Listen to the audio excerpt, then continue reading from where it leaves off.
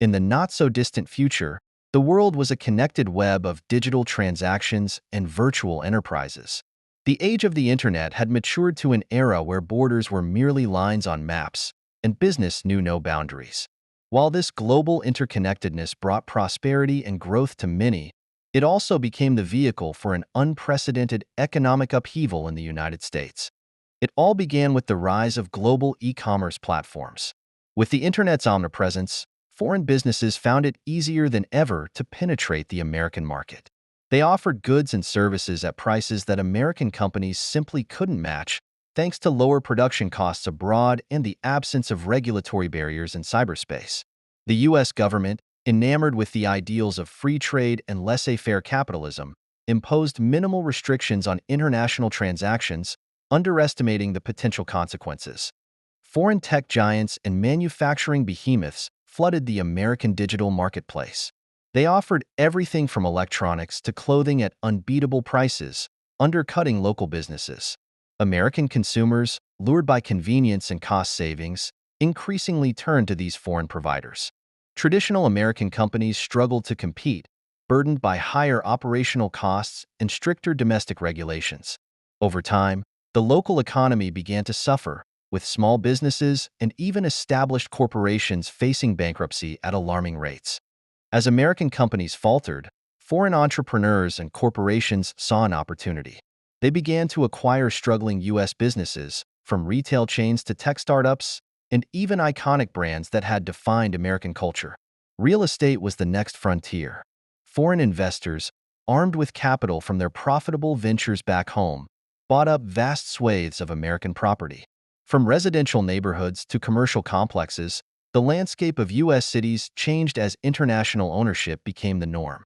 These foreign investors weren't content with just owning businesses and property. They sought to reshape the American labor market. They brought in workers from their own countries, citing familiarity with the corporate culture and business practices. The influx of foreign labor was facilitated by lenient immigration policies that favored skilled workers. Gradually, Americans found themselves sidelined in their own job market, replaced by immigrants who were willing to work for lower wages under less favorable conditions. The economic consequences of these shifts were profound.